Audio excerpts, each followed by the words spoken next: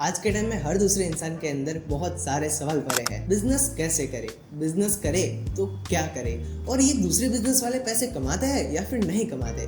लेकिन इन सारे सवालों के आंसर ना आपको नहीं मिलेंगे, क्योंकि कोई भी बिजनेस वाला आपको ये आंसर्स नहीं बताएगा कि कैसे जो है वो बिजनेस करता है, वो रॉ मटेरियल कहाँ से लाता है, वो पैसे कितने कमाता है, प्रॉफिट मार्जिन क्या रहता है, और इन बिजनेस के अंदर प्रॉब्लम्स क्या क्या रहती है। तो ये है एपिसोड 1 ऑफ अनफिल्टर्ड इनसाइट्स बिज टॉक, और आज हम लोग जाने वाले हैं कोडिया पान पार्लर अहमदाबाद के अंदर उनके ओनर परेश भाई से मिलने, और देखेंगे कि वो इस बिजनेस से कितना पैसा कमाते हैं।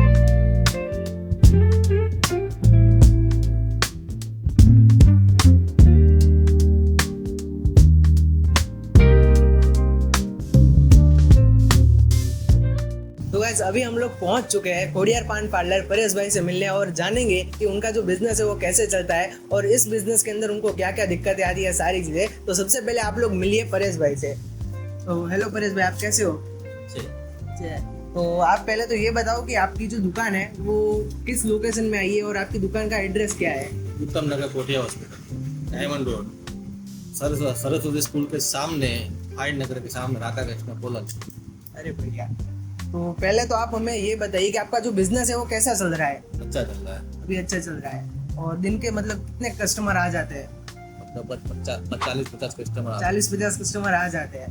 तो अभी तो आप हमें ये बताइए कि ये जो सारी चीज़ें हम यहाँ पे जो देख रहे हैं कि ये सारी चीज़ें आपकी दुकान में लगी हुई है, चॉकलेट, वेफर्स वगैरह, ये सारी चीज़ें, तो ये सारी चीज़ें आती कहाँ से? आप लेने जाते हो या फिर कोई दे के जाता है? देने आते हैं। देने आते हैं।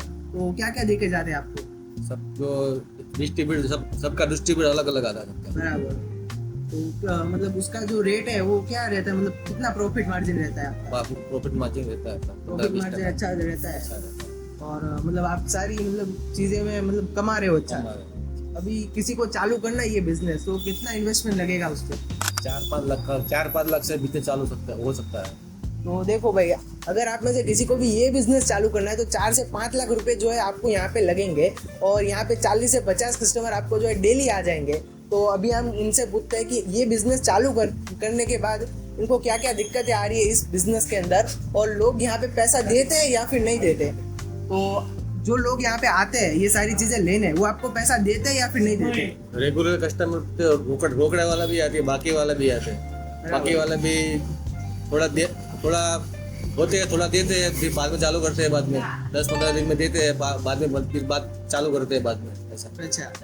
तो यहाँ पे इनका कैसा रहता है कि जो इनके रेगुलर कस्टमर है वो यहाँ पे बाकी रखवा के जाते हैं, और 10-12 दिन 20 दिन के अंदर जो है पेमेंट करके देते हैं, और उसके बाद वापस से उनका खाता यहाँ पे चालू हो जाता है। बाकी जो नए कस्टमर है उनका यहाँ पे बाकी नहीं चलता, वो जो है उनको रोकड़ा देके यहाँ से जाते हैं। तो अभी आप हमें ये बताइए कि आपका दिन का गल्ला कितना होता है?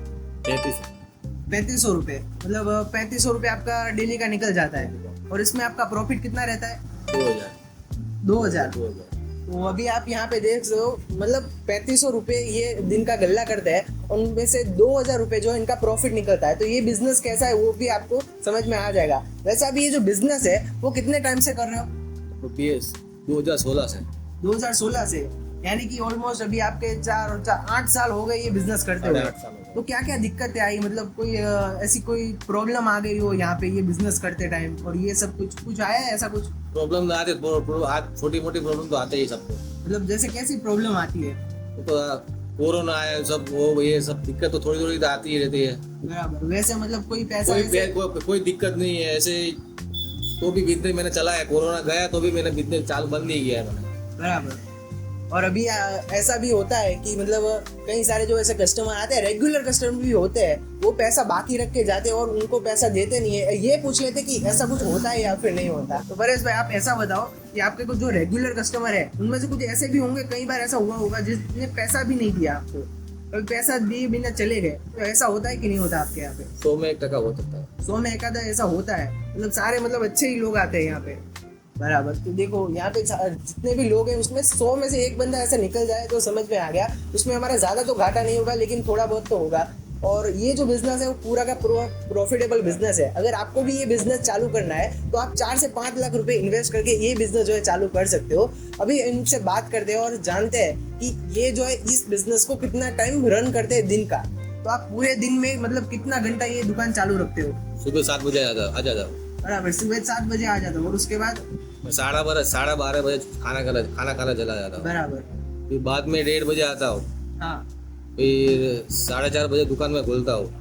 रात को 11 दुकान बंद करता हूँ। 11 तो 12:30 भी बज जाते हैं मेरे। मतलब दिन के मतलब 16-17 घंटे 17-18 घंटे यहाँ पे काम कर रहे हो। तो जो भी लोग यहाँ पे सोच रहे हैं कि ये बिजनेस करना इजी है, ऐसा कुछ भी नहीं है। मतलब 17-18 घंटे आपको यहाँ पे बैठना पड़ेगा और पूरा दिन मतलब कस्टमर को संभालना पड़ेगा, तब जाके आप 3500 रुपये का गल्ला कर सकते हो, वरना भाई इससे ज़्यादा भी हो सकता है। और रात के 12 बजे 1 बजे तक आप जो है इस धंधे को कर सकते हो। तो अभी आप हमें ये बताएं कि जो 18 साल के नीचे के बच्चे हैं वो भी ये सारी चीजें लेते हैं आपके यहाँ से? मतलब सिगरेट देता ही नहीं उसको। आप देते ही नहीं? देते नहीं यार, लेने आते हैं मना करते, यहाँ अंदर आना ही नहीं, अंदर आना ही नहीं। मतलब ये बहुत ही अच्छी बात की आपने। और आप में से भी कुछ ऐसे लोग होंगे जो 18 साल के नीचे के होंगे, वो प्लीज पान मसाला सिगरेट वगैरह ऐसा कुछ भी मत लो, मत उसका सेवन करो, वो आपके हेल्थ के लिए नुकसानदायक हो सकता है। और ये जो है पूरी की पूरी सारी गवर्नमेंट गाइडलाइंस को फॉलो करते हैं। तो आप एक बार तो इनकी शॉप पे जरूर आना। वापस से आप अपना एक बार एड्रेस बता दीजिए। उत्तम नगर कोठिया हॉस्पिटल, उत्तम नगर कोठिया हॉस्पिटल, सरस्वती स्कूल, उसके बाजू में सरस्वती स्कूल है। फाइन नगर के सामने राधा कृष्ण कॉलोनी। तो जो हमारा अहमदाबाद है उसके अंदर उत्तम नगर एरिया है, वहाँ पे एक कोठिया हॉस्पिटल करके उसके सामने की जो गली पड़ती है, वहाँ पे आप जैसे सीधा आओगे वहाँ पे एक सरस्वती स्कूल आएगा और उसके थोड़ा सा आगे फाइन नगर सोसाइटी आएगी, उसी के सामने खोडियार पान पार्लर। आप यहाँ पे आके सारी चीज़ें आप उनसे भी जान सकते हो और इनका जो सारी चीज़ें भी आप ले सकते हो। तो अभी हम लोग आपको दिखाएंगे कि यहाँ पे इन लोगों ने सेटअप कैसा किया है। और यहाँ पे मैं जैसे कि देख रहा हूँ, यहाँ पे कुछ ऐसे गाइडलाइंस लिखी है, पान मसाला खाने के बाद पिचकारी जो है डब्बे के अंदर ही डालने की, मतलब ऐसे रोड पे मतलब थूक मत देने का। पान मसाला खाने के बाद यहाँ पे अंदर नहीं थूकने का। फिर प्लास्टिक की चीज़ें जो है बहुत ही कम यूज़ करने की, डस्टबिन यूज़ करने का। और 18 साल के बच्चे से जो कम के उम्र के है वो यहाँ पे ना है, ऐसा भी इन लोगों ने सारा कुछ करके रखा है। और यहाँ पे देख सकते हो आप लोगों ने, इन्होंने लोगों के बैठने के लिए मतलब यहाँ पे सोफ़ा वगैरह रखा है। तो यहाँ पे वो जो है कस्टमर का सेटिस्फेक्शन बना के रखते हैं। और कोई भी बिजनेस करने के लिए आपको एक बहुत ही मेन चीज़ चाहिए रहती है, कस्टमर सेटिस्फेक्शन। यानी कि कोई अगर कस्टमर आपके वहाँ पे आए तो उसको जो यहाँ से खुश हो के जाना चाहिए, उसको मतलब कोई ऐसा मतलब नहीं करना चाहिए। आइए इनसे पूछते हैं ये कस्टमर जो है उनको खुश कैसे रखते हैं। तो कोई भी कस्टमर यहाँ पे आता है तो आप उनके खुश कैसे रखते हो, मतलब उनको कोई दिक्कत ना हो, ऐसा कैसे करते हो? दिक्कत तो हो सकती नहीं, बैठने की व्यवस्था है, कस्टमर खुश तो अपने खुश। बराबर, यही आपका मोटो होना चाहिए कि कस्टमर खुश तो अपना धंधा खुश, भाई यही चलेगा। तो चलिए अभी विदा लेते हैं हम यहाँ से और मिलते हैं आपको नेक्स्ट एपिसोड के अंदर।